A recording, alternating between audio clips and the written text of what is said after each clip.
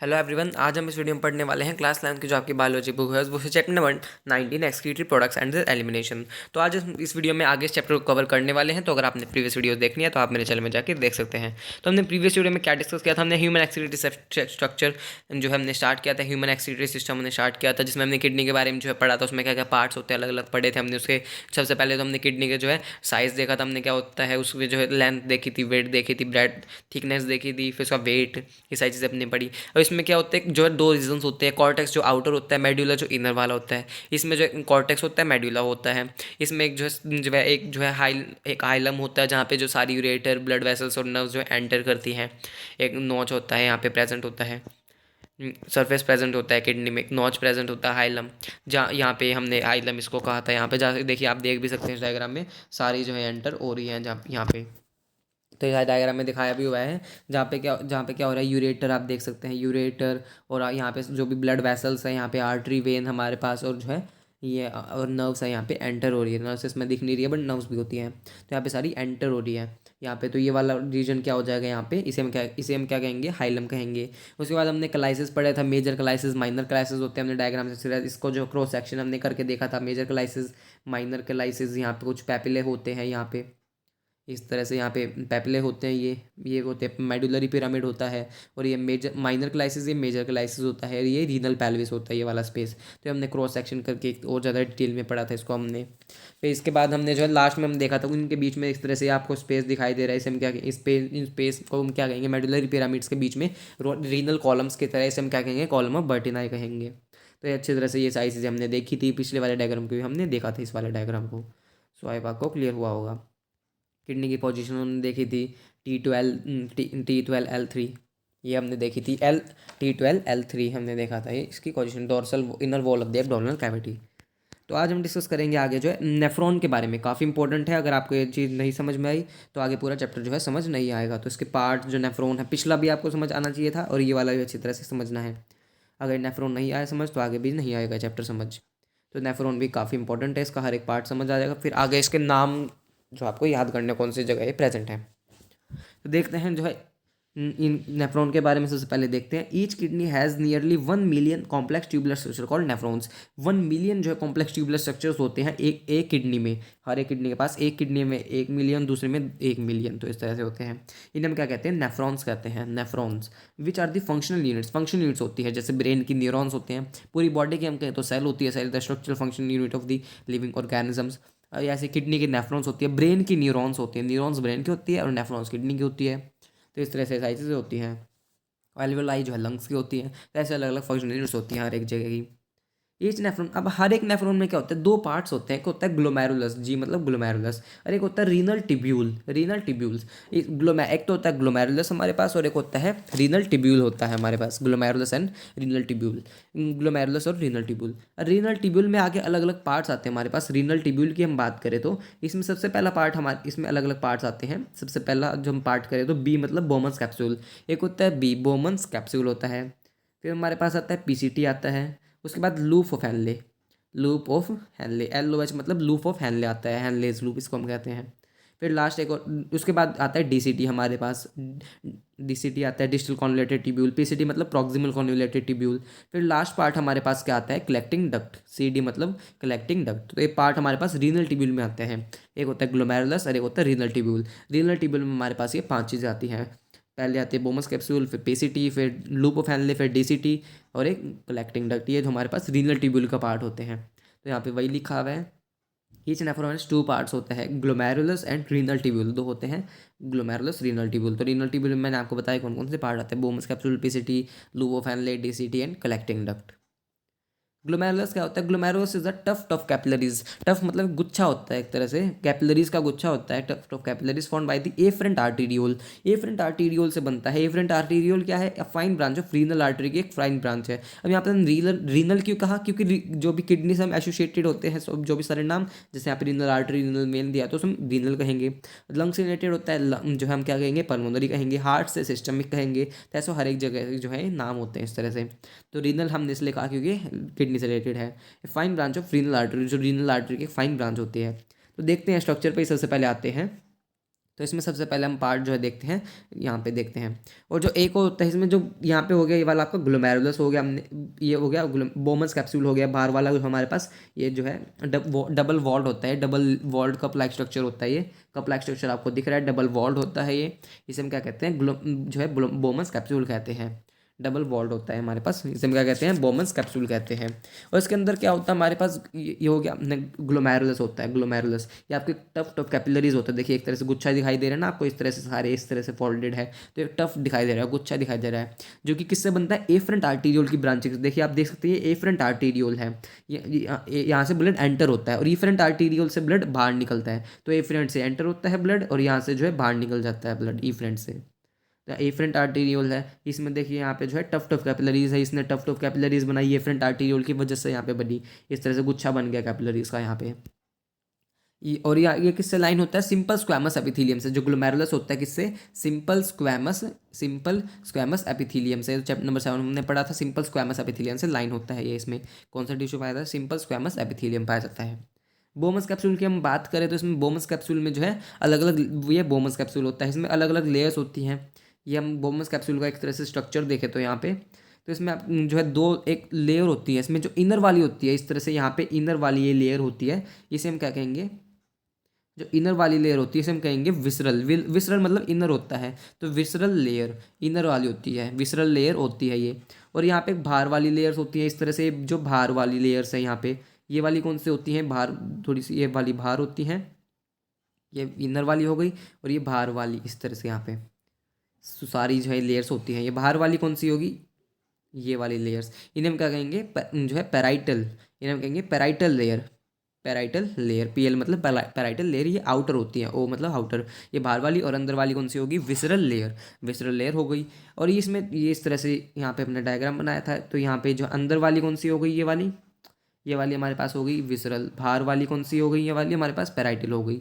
जो parietal layer होती है वो जो है किससे, जो सिंपल स्क्वैमस एपिथेलियम उसमें प्रेजेंट होती है, उससे लाइंड होता है। ये सिंपल स्क्वैमस एपिथेलियम से लाइन होता है, सिंपल स्क्वैमस। और ये ग्लोमेरुलस भी सिंपल स्क्वैमस से जो है लाइन होता है। और जो विसरल लेयर होती है मॉडिफाइड होती है, सिंपल स्क्वैमस एपिथेलियम से लाइंड होती है, बट ये मॉडिफाइड सिंपल स्क्वैमस एपिथेलियम होता है, मॉडिफिकेशन हो जाता है थोड़ा बहुत सिंपल स्क्वैमस एपिथेलियम में। और इन्हें हम क्या कहते हैं, पोडोसाइट्स कहते हैं, पोडोसाइट्स कहते हैं इन्हें।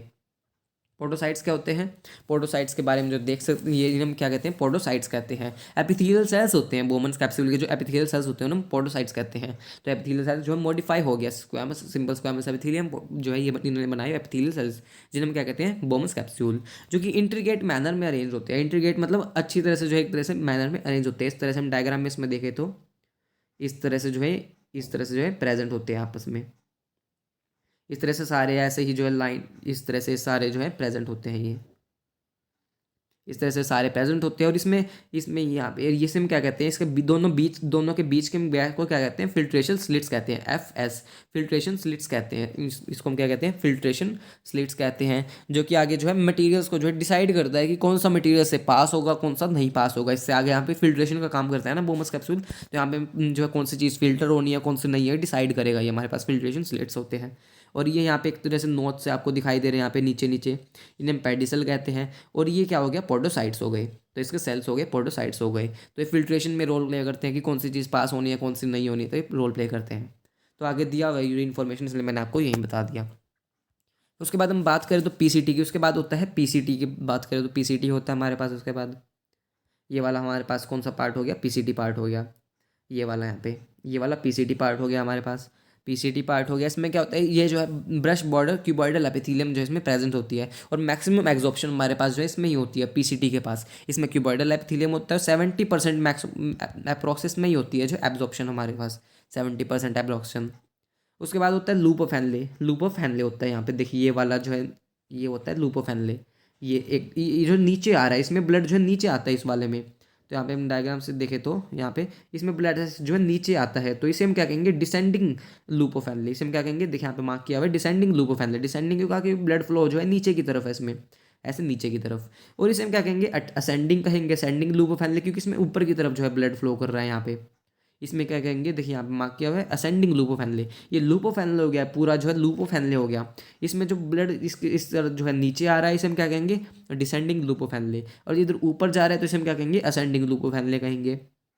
फिर आगे एक और हाईली कॉइल्ड इसने स्ट्रक्चर बनाया, ये लेस कॉइल्ड था और ये हाईली कॉइल्ड है। इसे हम क्या कहेंगे, डीसीटी कहेंगे, डिस्टल कॉन्वलेटेड ट्यूब्यूल। इसे हम प्रॉक्सिमल कॉन्वलेटेड ट्यूब्यूल कहेंगे, यहाँ पे डिस्टल कॉन्वलेटेड ट्यूब्यूल कहेंगे यहाँ पे। तो ये डीसीटी हो गया यहाँ पे, और ये हैंडलेस लूप हो गया और ये डीसीटी हो गया। उसके बाद जो है डीसीटी जो है सिंपल क्यूबॉइडल जो है एपिथेलियम से लाइंड होता है इसमें भी। इसमें जो डिसेंडिंग वाला पार्ट होता है, डिसेंडिंग लूप ऑफ हेनले, ये जो है सिंपल स्क्वैमस एपिथेलियम होता है इसमें भी। और असेंडिंग वाले में क्या होता है, सिंपल स्क्वैमस एपिथेलियम।